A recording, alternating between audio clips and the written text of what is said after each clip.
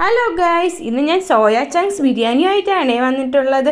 അപ്പോൾ അതുണ്ടാക്കാനായിട്ട് ആദ്യം തന്നെ ഒരു മിക്സിയിലെ ജാറിലേക്ക് ഇഞ്ചി, പച്ചമുളക്, വെളുത്തുള്ളി, ഉള്ളി കൂടുതൽ എടുത്തിട്ടുണ്ട്. മിക്സ് ചെയ്തുകൊണ്ട് വരണം. എന്നിട്ട് നമ്മൾ കുറച്ച് സോയ ചങ്ക്സിനെ വെള്ളത്തിൽ കഴുകി വെള്ളമൊക്കെ കഴുകി ഇതാ വെച്ചിട്ടുണ്ട്. അതിലേക്ക് നമ്മൾ നേരത്തെ മിക്സ് ചെയ്തുകൊണ്ട് വന്ന അതെല്ലാം കൂടെ ചേർക്കുന്നുണ്ട്.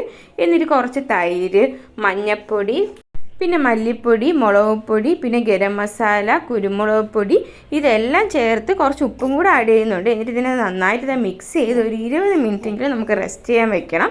ഇനി നമുക്ക് റൈസ് ഉണ്ടാക്കാനായിട്ട് കുക്കറിലേക്ക് കുറച്ച് ഓയിൽ ഒഴിച്ചതിന് ശേഷം സവാള ഇട്ട് നമുക്ക് നന്നായിട്ടൊന്ന് വഴറ്റണം. അതിൻ്റെ കൂടെ തന്നെ സ്പൈസസ് ഞാൻ ആഡ് ചെയ്യുന്നുണ്ടായിരുന്നേ. ഇതൊന്ന് നന്നായിട്ട് വഴറ്റി വരുമ്പോൾ ഇതിലേക്ക് നമുക്ക് തക്കാളിയാണ് ആഡ് ചെയ്ത് കൊടുക്കുന്നത്. എന്നിട്ട് നന്നായിട്ട് ഇത് വഴറ്റിയതിന് ശേഷം നമ്മൾ നേരത്തെ 20 മിനിറ്റ് റെസ്റ്റ് ചെയ്യാൻ വെച്ചിരുന്ന സോയ ചങ്ക്സും കൂടെ ഇട്ട് നന്നായിട്ടൊന്ന് മിക്സ് ചെയ്തെടുക്കുന്നുണ്ട്.